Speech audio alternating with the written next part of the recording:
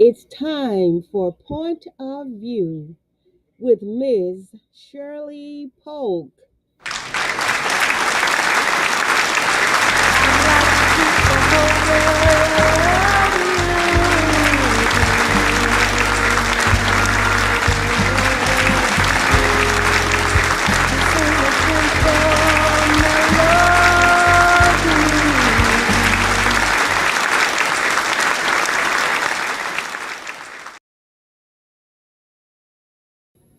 Hello to everyone. It's such a wonderful day. Welcome, welcome, welcome. Thank you so much for being with me today. Dear God, as I sit before you to speak, I pray to you that my soul you will keep. And if I should die before I finish, I pray to you, dear God, in the name of Jesus, that any outstanding sins will be forgiven. Amen.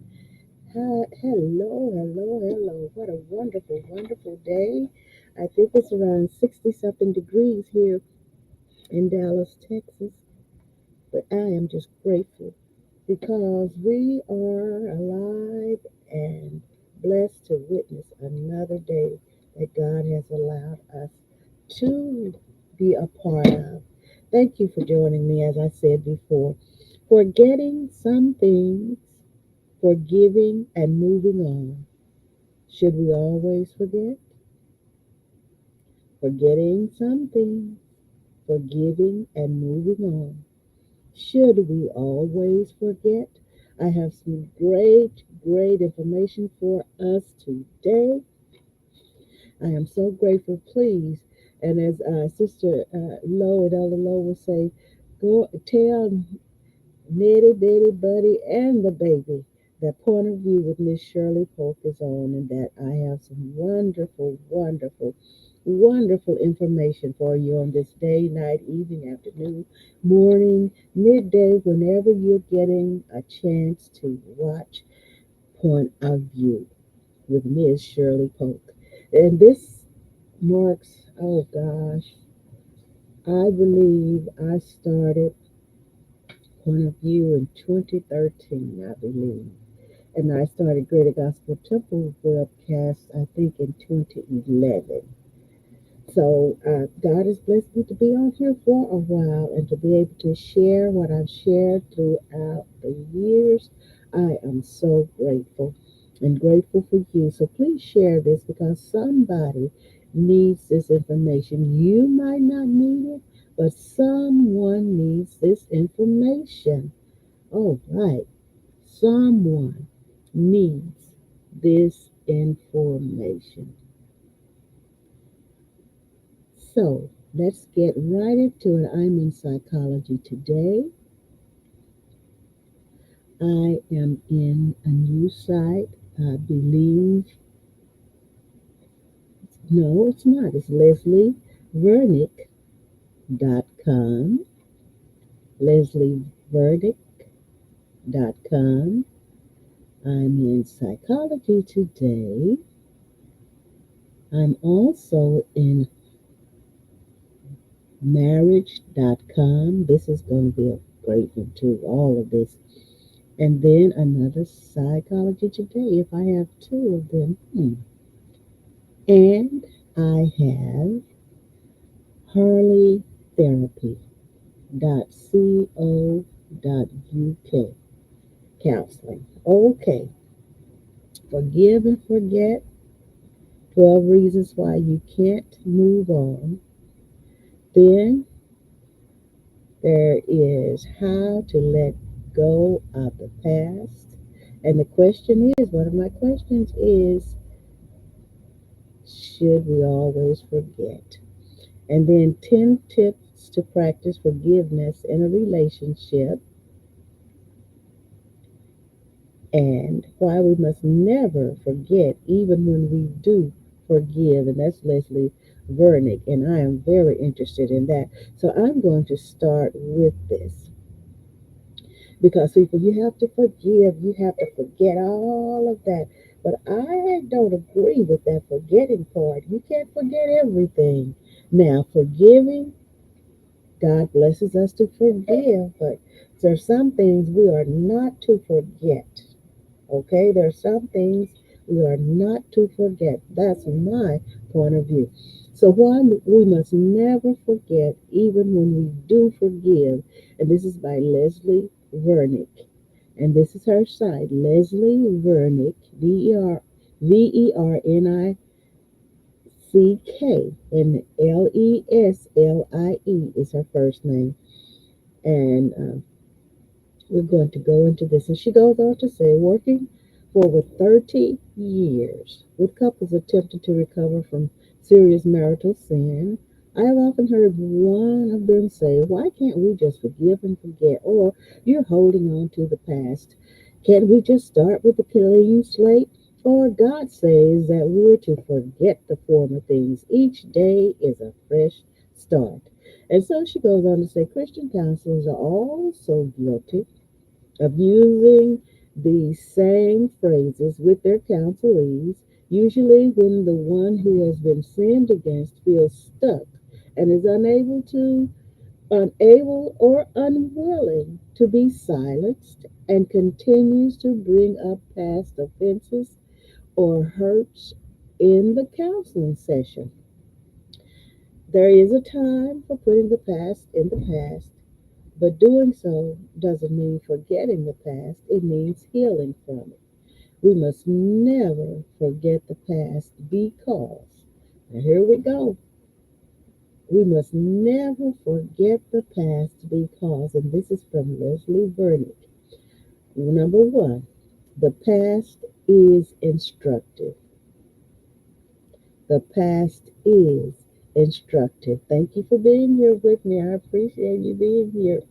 The past is instructive. Okay? The past reminds both sinner and sinned against that sin is always painful and destructive to someone. Remembering helps both of them stay aware that they never want to return to where they've been. It also keeps them,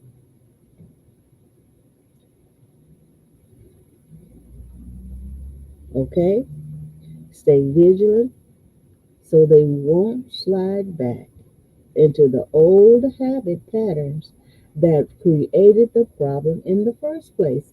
So it keeps them aware that they should stay vigilant so that they won't slide back into that old habit pattern and the other patterns that created the problem in the first place. And I totally agree. Now, Tom, one of my clients, reminds himself every day that he is an alcoholic. To forget would mean disaster. One wrong decision could wreak havoc on his entire present life that he has worked so hard to rebuild. He attends weekly meetings and joined the men's discipleship group where he remembers what it was like to be lost, to be drunk, to be hopeless and helpless, and what it feels like to be rescued by Christ. I like this. Good afternoon, Lady Patsy. Thank you so much for being with me. He never wants to go back to his old life. So remembering he's an alcoholic as well as a new creation in Christ helps him know what to do when the lure for just one drink sings her deceitful song. Number two, the past is often still the present. How about that? The past is often still the present.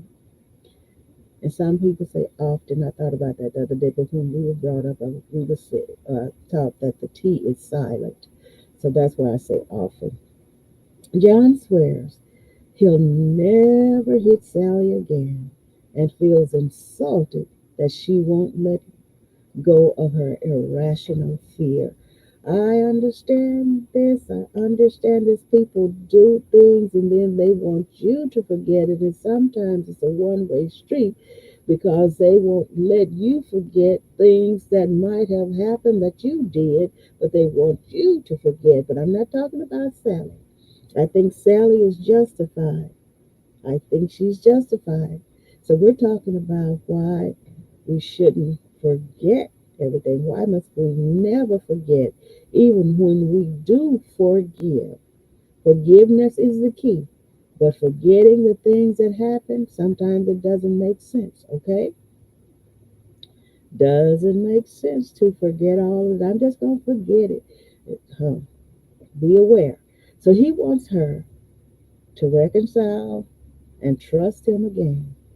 It's true that John has not hit Sally for over 8 months, but John continues to demonstrate attitudes and actions that are rude, selfish, and inconsiderate. So Sally is justified, isn't she? Let me know what you think. Is she justified in feeling this way? So he is consistently unable to empathize with Sally's feelings and unwilling to hear her dissent. John has not allowed his past to instruct him about himself, but Sally has learned something from it. John may have learned not to hit her again due to his fear of legal consequences, but Sally knows John's heart has not changed. She knows his heart is not changed. She is not naive. Experiences are very valuable. And you heard that, it might be a cliche, said, I can show you better than I can tell you. And so John has showed Sally how he is. So he continues to minimize her offenses, refuses to follow the counselor's treatment plan, and is still ruled by his own desires rather than by Christ. Sally can't and shouldn't forget the past because if she chooses to stay with John or is told by her counselor she must, John demonstrates no new history, fruit of repentance, to give Sally any other data points in which to rebuild safety and trust. The same old, every day. So to trust his words when his behaviors don't match them is foolishness, not godliness. Now, see, that's common sense.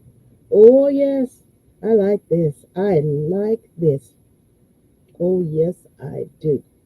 Number three, forgetting the past could put you and others in continued danger.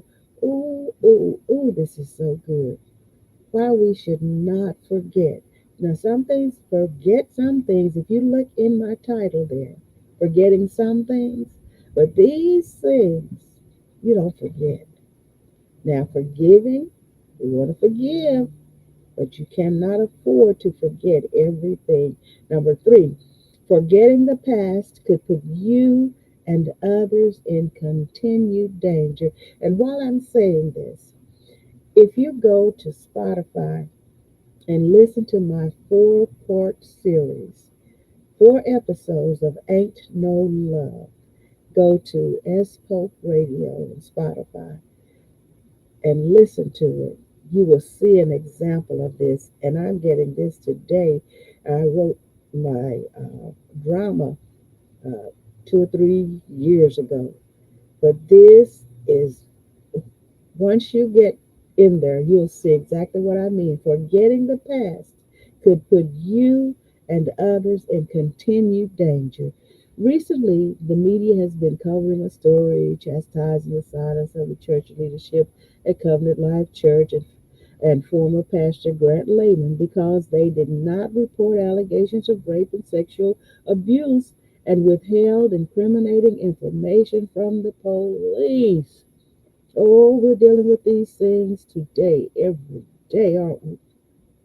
We're not privy to all of the details of this case, but for whatever reasons, whether to protect the church's reputation from ugly scandal or misapplication of biblical forgiveness and forgetting, they closed their eyes and allowed other children in their congregation to be vulnerable to a sexual predator.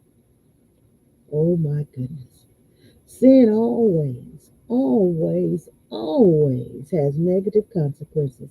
Sometimes the consequences are short term, but other times they are permanent. And people need to remember this. Sometimes they are permanent. So I hope if someone molested one of your children, no matter how much he or she repented, I hope you would never allow him or her unsupervised contact with any of your children or anyone else's children that you know. You may forgive him or her, but you must never forget. And I was told of a situation, and like firsthand told, okay, from a person.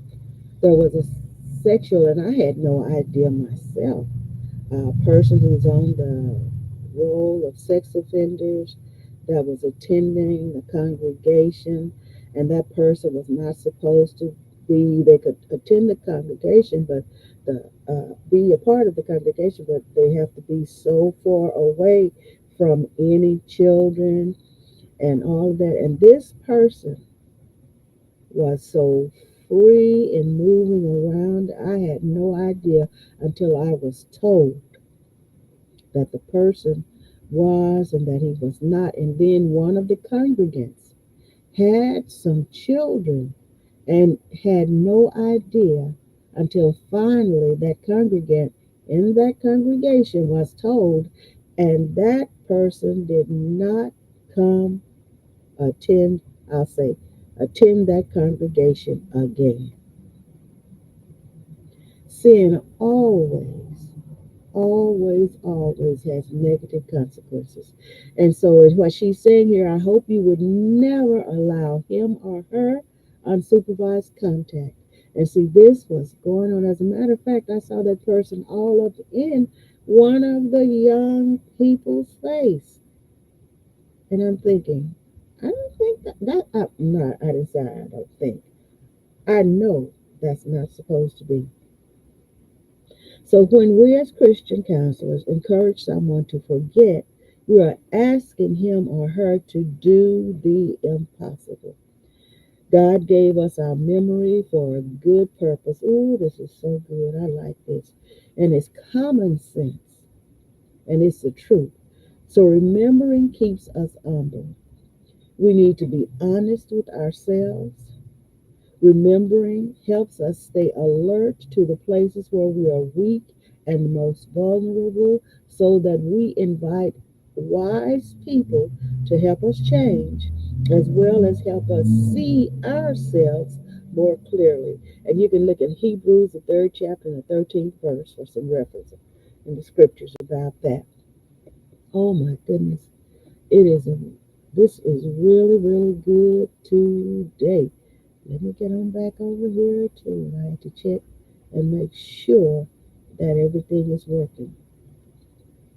Remembering keeps us vigilant to our blind spots so that we are less likely to repeat serious sin and trash our lives and hurt those who live with us.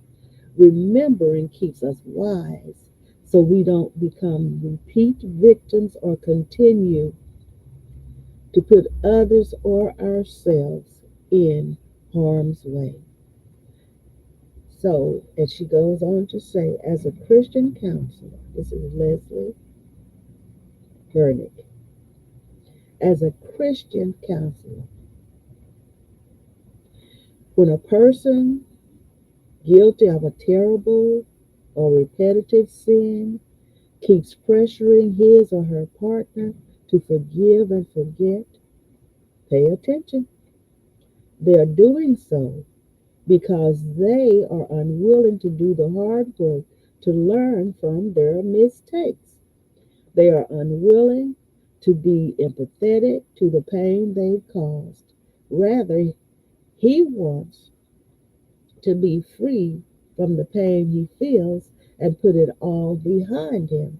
In addition, he wants, he is willing, excuse me, in addition, he is unwilling to be held accountable for his spouse and wise others, by his spouse and wise others. He doesn't want to be held accountable.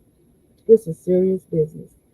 In addition, he is unwilling to be held accountable by his spouse and wise others who know what's going on to call him into awareness when he is getting close to the edge of repeat destructive behavior. Need someone to monitor. And then when it's all said and done and he or she refuses to change and acknowledge that they are wrong and they repeat these things over and over again, like my sister, Priester, says, she says, get some yonder. Somebody's got to get some yonder. Okay? Forgiveness does not mean or require forgetting. Oh, this is so good.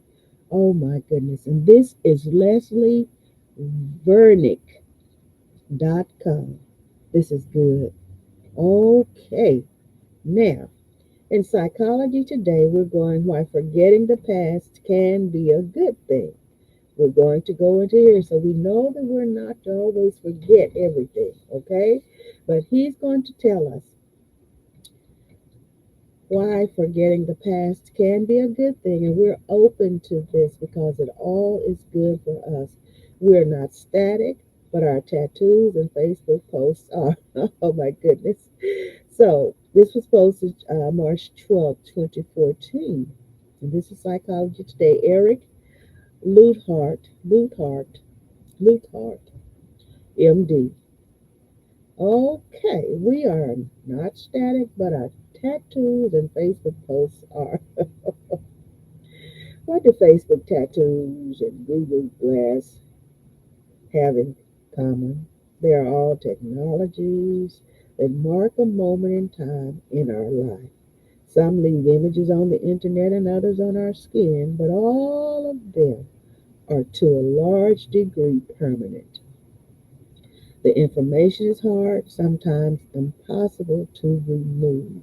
This is the reason that people have lost their jobs due to a seemingly harmless post or don't even get the job because of decisions made during an alcohol uh, fueled late night trip to a tattoo parlor.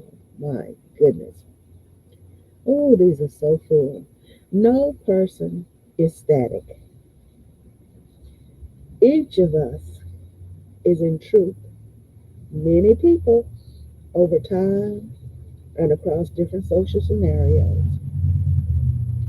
And he goes on to say, I am a different person when I'm at home with my daughter, more silly when I'm operating on someone's brain, more serious, and when I'm traveling in a foreign country, more reserved. And this is for real. This is for real. We adjust to the environment and for whatever's good for our health and well-being. Oh yes. And he says, I am certainly a different person today than who I was in college. And then he says, no comment. Who we really are oscillates around some mean or average of behavior. We have all done things we're not proud of that are outliers of our identity. After some moment of being rude, being selfish, or weak, either we are able to put it behind us or the person who suffered at the result of our imperfection moves on. The reason for this is our ability to forget about it. We forget not because we have an imperfect hippocampus. See, I saw that hippo and just automatically put hippopotamus on there. Excuse me, please. Oh, yes. Oh, yes. Now, we forget not because we have an imperfect hippocampus, our brain's memory organ. It's actually an evolved solution. The ability to lose information allows new information to come in that is more relevant, more pertinent to an ongoing reality. Forgetting allows us to update. And there lies the rub with impulsive JPEGs and reckless inkings. They stick around. They circumvent and interfere with the brain's normal ability to take in new information by providing a constant reminder of old news. So, in doing so, they strongly influence other people's perspective of us as individuals. We remain almost permanently the person we were at that singular event in the past, instead of who we are now or who we will be in the future. One incident will define you to some person for the rest of their life. That's for real. This moment permanence is only going to become more of an issue in the future as technology moves forward and we move closer to the realization of a quantified self in which nearly everything about us is documented. Our past selves will conflict with and even impede our future selves more and more. It will inevitably lead to more demands for embarrassing explanations and awkward, fruitless job interviews. For real, for real. So, however, we are already witnessing sections of the internet evolve to foster forgetting through the wider use of intentionally imperfect texting apps like Snapchat and Cyberdust, where content disappears after just 20 seconds. Hopefully, in addition to the web changing to become more like our brains, our attitudes will also evolve as we each face having more moments of ourselves captured and of our lives. It should force us out of a black and white perspective toward one that is more forgiving gray. Okay? So, with all this evolving, it should force us out of a black and white perspective. It's either this or that. It's either this or that. Can't be anything else. So this is saying no, it should force us out of that perspective toward one that is more forgiving gray. That one moment you thought that really cutting loose was a good idea may have been an extremely rare outburst for the straight laced person you typically are.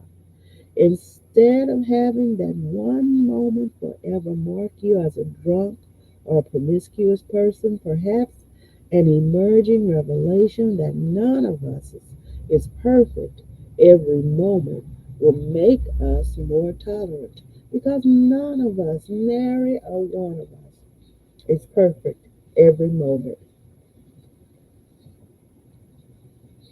Here's hoping, and he says, cheers. Oh my goodness. And so Eric Luthart, MD, is the director of the Center for Innovation in Neuroscience and Technology at Washington University School of Medicine, where he researches brain computer interfaces. So that was, I think, in 2014. Thank you so much for this information. Was that 2014? Yes, March 12th, 2014. All right. Now, 10 tips to practice forgiveness in relationships. And many of us know that things have happened in our relationships that we have not ever forgot to have us moved away from that relationship because we could not forget. Even though we tried our best to forgive and we did forgive, we could not forget it. Okay? So here are 10 tips to practice forgiveness in a relationship. And this is from marriage.com because people really want to work out relationships and they try and they try and they try. But they might end up with somebody like John in our first article that I shared. John was known up to him being who he really was, and he wanted everybody else to take the blame, but he didn't want to take his blame. He wanted to criticize everyone else. You should forget. You should forget. But he displayed the same old terrible attitude and behavior. Okay? 10 tips to practice forgiveness in a relationship. This is marriage.com. This is updated December 11th, 2022. And this is by Sylvia Smith. And it's reviewed by Paula Cookson, a registered psychotherapist. Let's get into it. This is great information for all of us. Oh my goodness. In this article, there are some questions. Can you forgive mistakes in a relationship? Why is forgiveness important in a relationship? And then we talk about how to forgive your partner in a relationship, 10 tips on how to practice forgiveness in relationships, and tips on how to fix resentment in a marriage. And then we have the frequently asked questions in the conclusion. And then you can ask an expert. You can share some tips also. Now, forgiving in a relationship contributes to a happy and healthy relationship. Love and forgiveness are intertwined. For those looking for definite answers to the question, what is forgiveness? Why is it important? Let's face it, no one is perfect. You hear that? We just heard that in our last Psychology Today presentation. No one is perfect every day, all the time. You hear that? Forgiveness is about showing the willingness to not acknowledge that you are human and can be wounded and feel hurt. Now, this is why forgiveness in a relationship is such a key element in making any relationship healthy and successful. Couples who believe their soulmates will fit their future lives and expectations like a glove are in for a major disappointment. In for a major disappointment. Down the line, they will realize that both partners are inevitably bound to make mistakes and hurt the other. And they're not always intentional. No, no, no. But these things do happen. Someone gets hurt at some time or another. Okay? So does that mean we give up on them? If we want to enjoy a lasting marriage with someone you love, if you want to enjoy that lasting marriage with someone you love and value, inculcating and growing your ability to forgive is important. Bear in mind that love and forgiveness in relationships go hand in hand. Oh, yes. So that begs the question, how do you let go of the past and trust again? And it really depends on what happened, okay? And was it repetitive? There's so many things. Was it habitual? So many things, okay?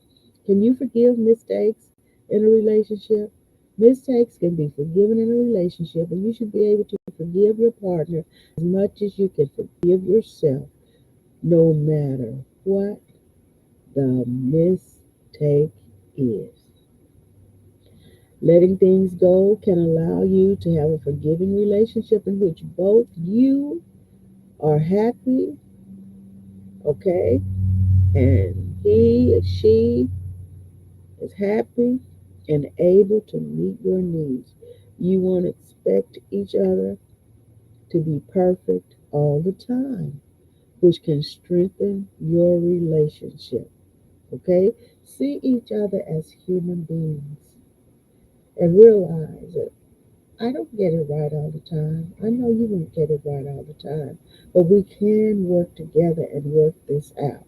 So, research indicates that forgiving yourself and your partner on a case by case basis can improve how happy you are in your relationship. Now, why is forgiveness important in a relationship? Oh, yeah.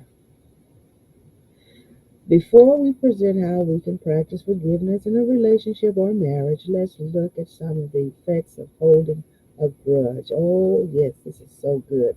This is so good. It adds bitterness and anger to the relationship.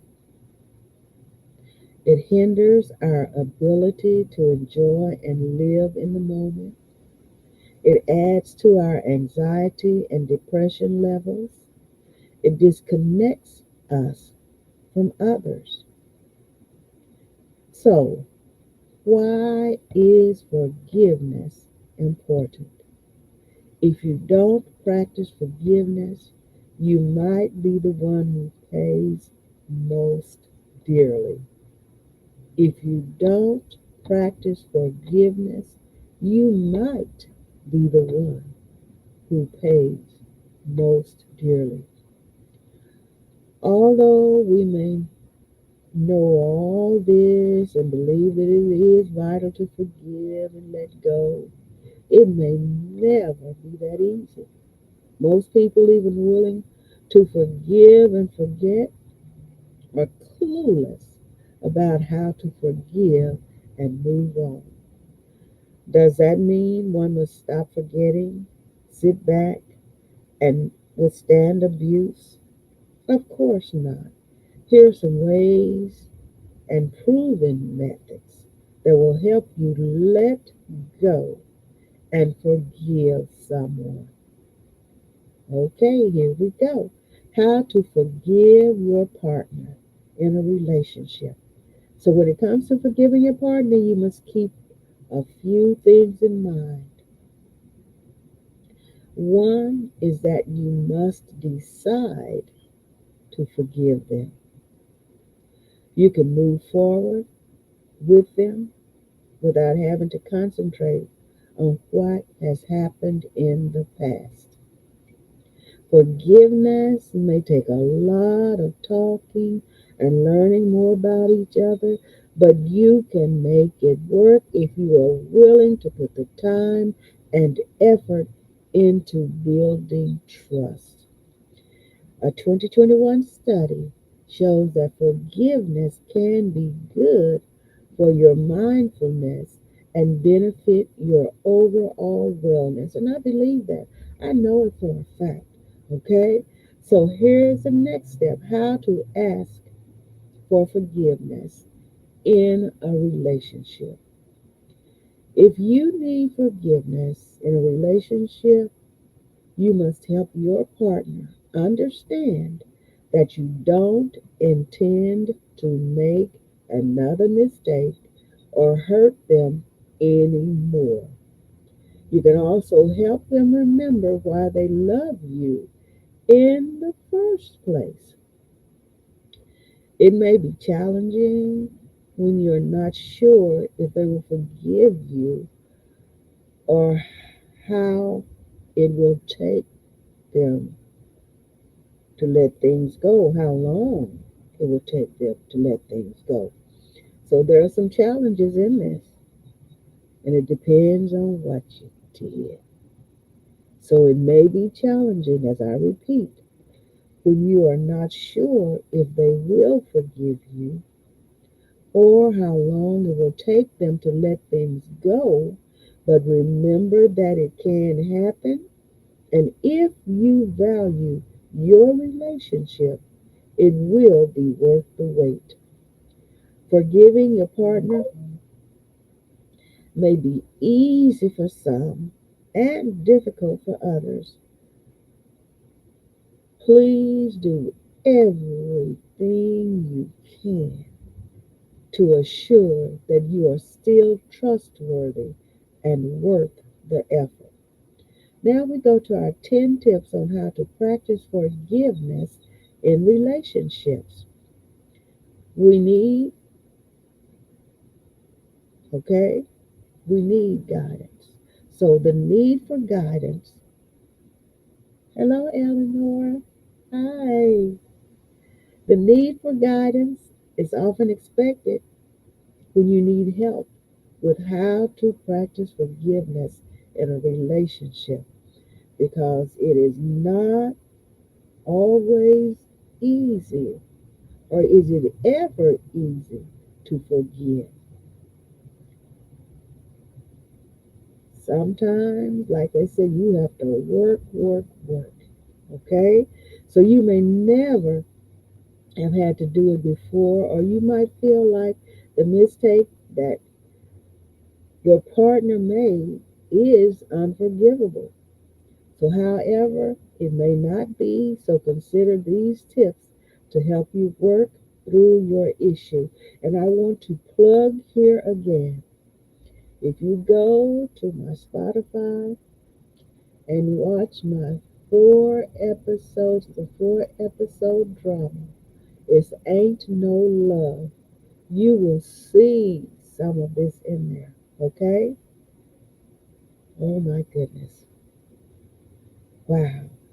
Number one, look for the positive. Sometimes it's all about the perspective.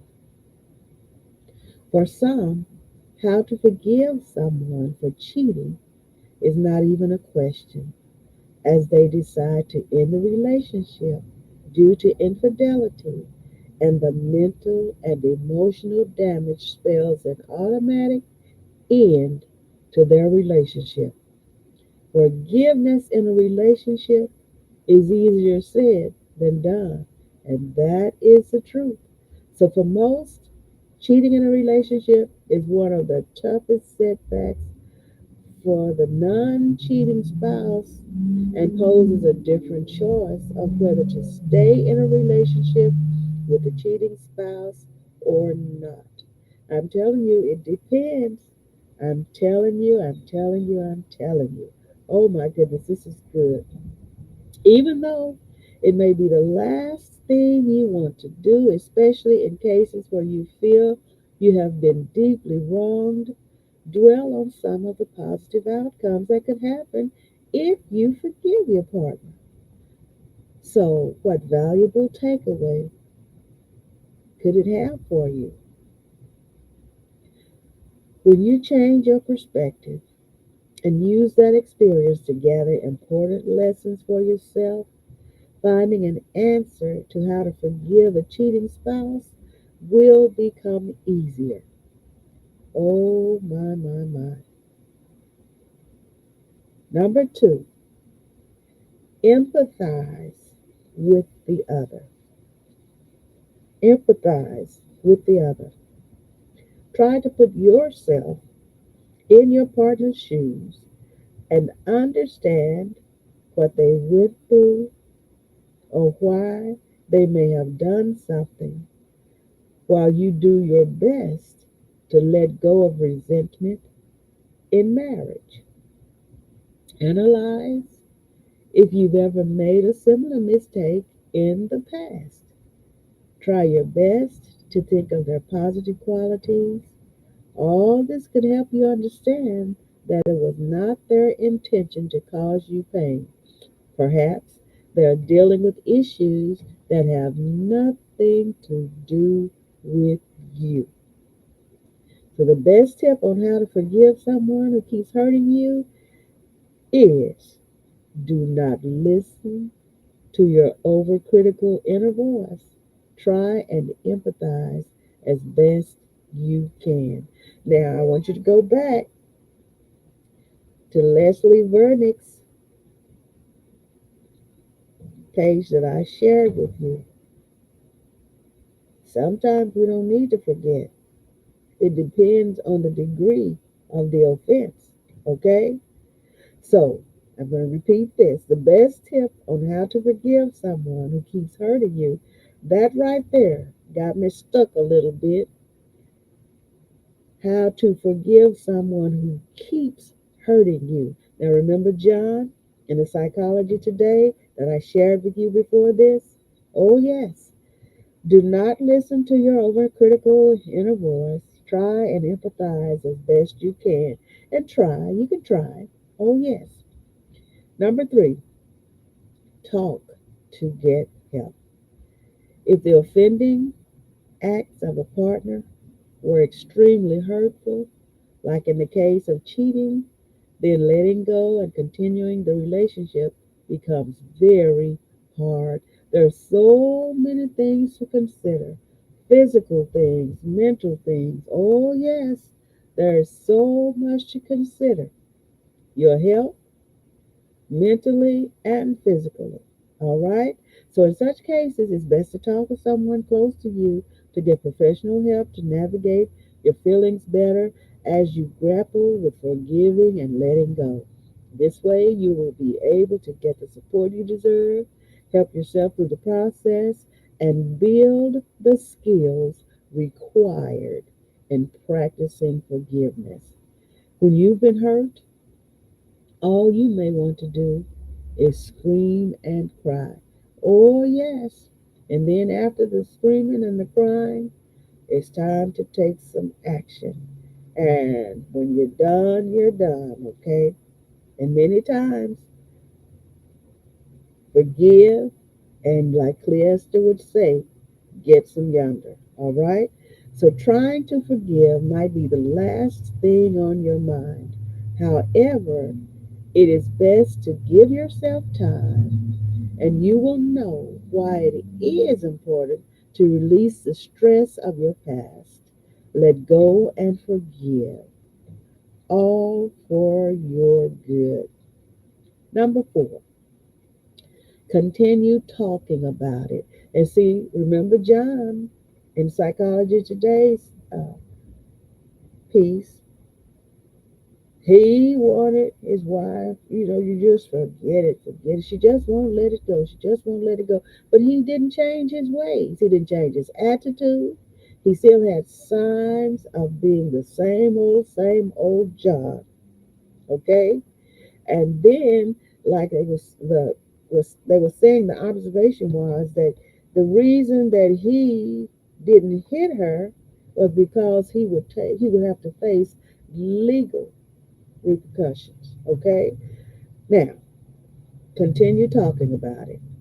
If you have talked about it with your partner, your close friends, and even a therapist, but you still don't feel any better, keep talking to people you know and trust. Okay? They can help you make sense of the ideas floating around your head. Now, I think it was Tuesday, I talked about chronic complainers.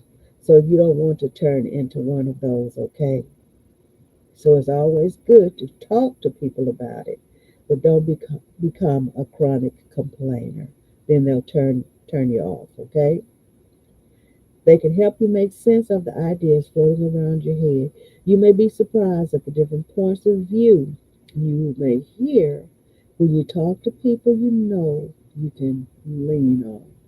They can talk to you about different perspectives, which gives you a better idea of why and how to forgive your partner.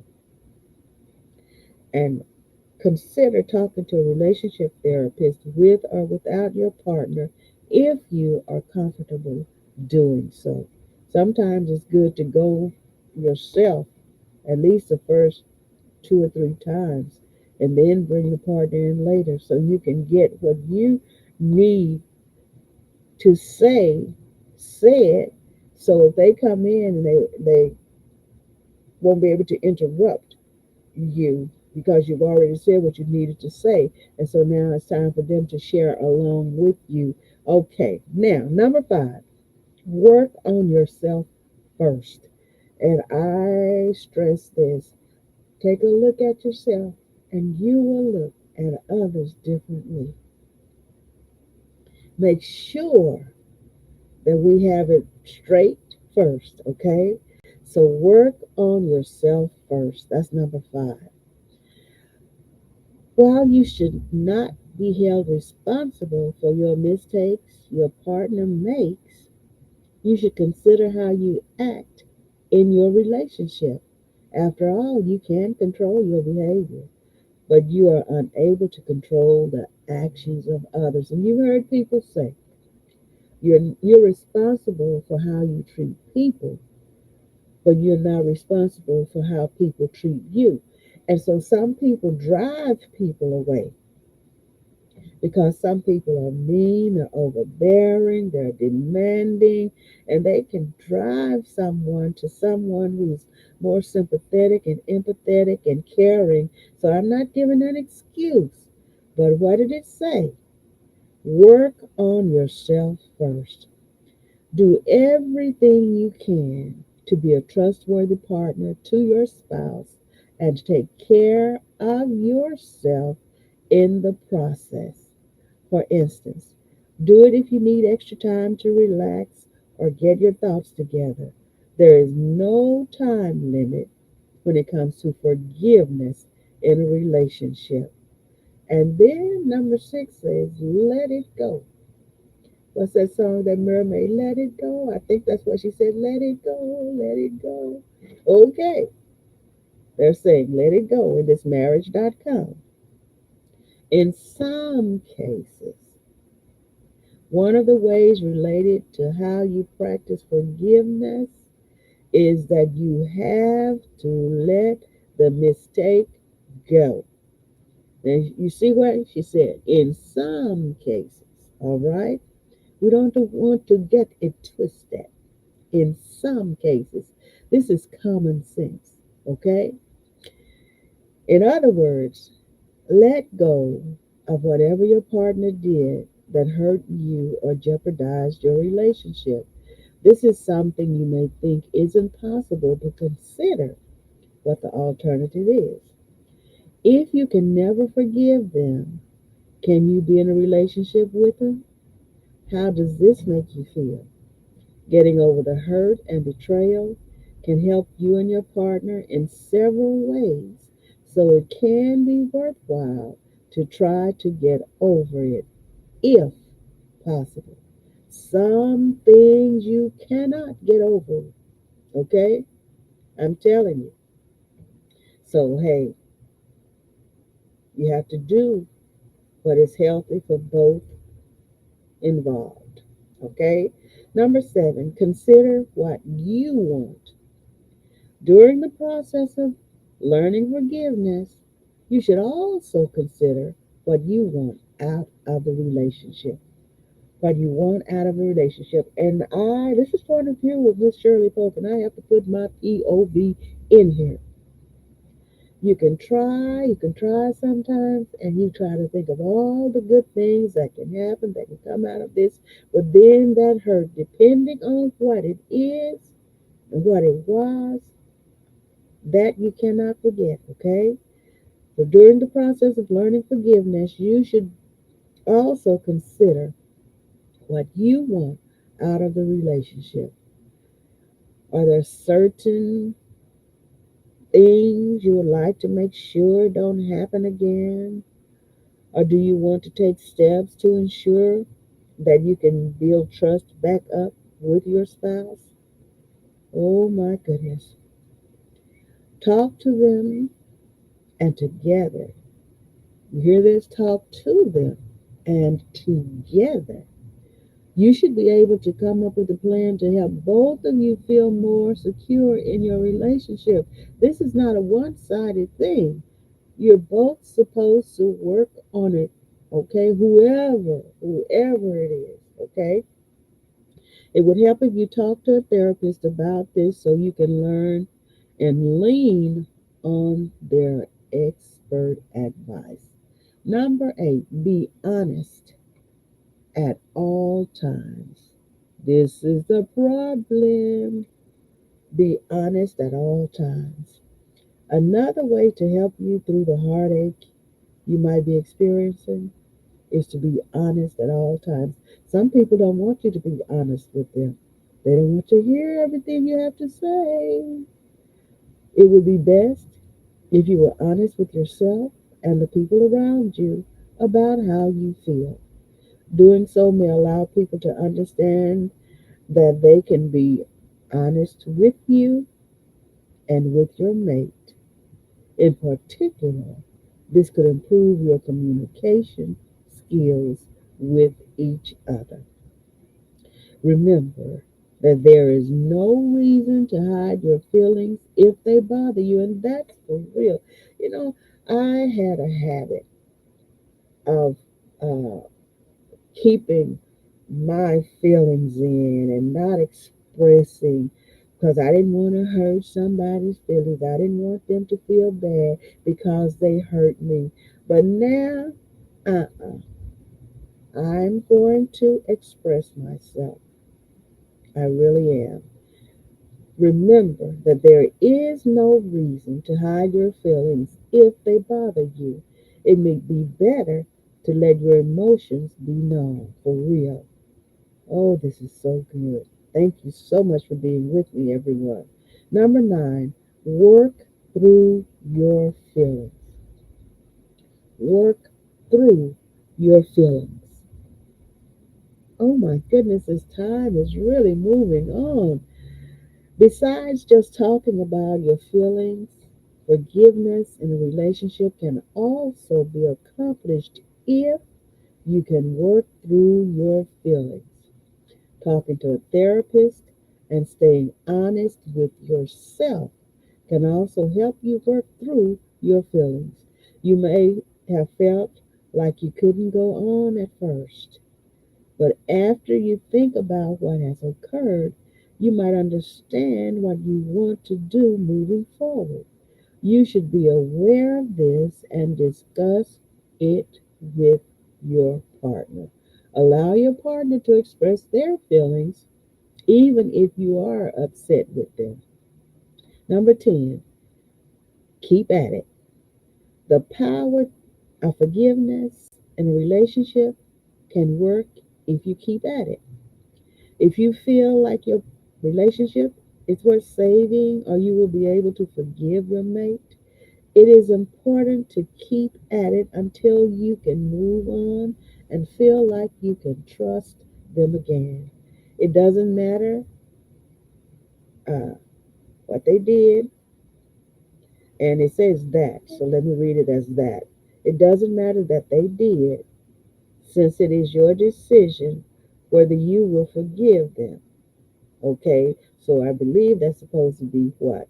It's a typo, I believe. Okay, so it sounds better if it doesn't matter what they did, since it is your decision whether you will forgive them. At the same time, if you don't intend to forgive them, this is something that you should tell them right away so you can figure out the next steps in your relationship. And here are tips how to fix resentment in a marriage. And sometimes it can't be fixed, but we'll take the tip, okay? Resentment in marriage or any long term relationship is a silent killer that threatens the survival of your relationship. So, here are some tips on making your marriage work if resentment is ruining your relationship. Self regulation and management of your emotions are very important when you want to practice forgiveness in relationships and heal from the wounds of infidelity. I'm going to finish this, okay? And then I'll thank you for staying with me. Next, realize that forgiveness in relationships does not equate to condoning your cheating spouse's bad behavior. On the contrary, forgiveness in relationships is indicative of growth as a couple and a future free from resentment and anger. Next point, refrain from emotional and physical withdrawal and take a step forward to embrace empathy, affection, and healthy communication has in your relationship. This is if you want to keep the marriage and keep the relationship going. Don't allow negativity to fester and lessen your burden. A continual a continuum of forgiveness in relationships focuses on healing in a shorter period by not holding on to hurt feelings for long. Holding on to grudges is a relation in a relationship indicates punishing yourself and not just your spouse. So stop being captive to your negative feelings. That's if you understand a relationship, okay? Most importantly, acknowledging that your relationship has cracks and has the potential to wreak havoc on your relationship is crucial to practice relationship forgiveness and starting anew. Use this rough patch as a springboard to deepen your connection with your spouse and build healthy attachment styles. And believe it or not, we all know people who have really been through some terribly rough places in their relationship, and they have, by the grace of God, worked it out, okay? And some didn't even claim to be saved, but they did the work and they worked it out. So, to learn more about resentment and disappointment in relationships, there's a video here that you can watch, okay? So, oh, yes, this is so good. So, there are essentially 5 steps of forgiveness that are present that when it comes to relationship, okay? Think about what happened, consider the other side of it, determine changes you need to make, forget about it, okay? At some point, it is necessary to forget about what happened, and I'm telling you, okay, let me do this. Forgetting could be something you need so that you can move forward, okay? It might not be good for your health if you're worried about an infraction for the rest of your life when you could process it and move on, depending. Okay, number 5, move on with your life. Once you are ready to move on, go ahead and do it. Decide if you want to stay in your current relationship and work it out or do something else. Just be sure that you take the time you need to make the best decision for you and don't do anything rash that you may regret. Take that time and think it out. And the conclusion of this is thank you all so much for staying with me. The conclusion of this, and this is marriage.com, and you see the question for and the statement there in my topic. Conclusion. It would be best if you likely had forgiveness in a relationship when you're wondering how to get your boyfriend to forgive you. There are numerous ways to accomplish this, whether you are the person seeking forgiveness or the one that is offering forgiveness. Either way, it may be helpful to talk to a therapist. We stress that, don't we? For more advice and lean on others to hear different perspectives. You should also take all the time you need. You hear that? You should also take all the time you need to process your feelings and decide what to do next, since you might initially feel like your mate doesn't deserve forgiveness. Consider if they would forgive you and keep this in mind while you are figuring things out. Oh, yes. My goodness. So I hope you found this helpful. I thank you so much for being here with me. This is great. I have enjoyed presenting this as I always do. This is what I really, really, really like doing. Sharing. Thank you all so much. I love you all. Thank you. And I pray and trust that you will continually be prosperous, healthy, and happy 32nd wedding anniversary, Lady Patsy and Overseer Larry. You call him, oh gosh, Servant Larry. Okay, Reed. I'm so happy for you. 32 years. That's wonderful, wonderful, wonderful. I love you all, Eleanor, everybody. Thank you for being here. And please join us tomorrow, God willing, for the Mother's Board Inc. I love you so much. All right. Have a wonderful day, evening, night, afternoon, morning, midday, whichever it is. I am so grateful to you for being here.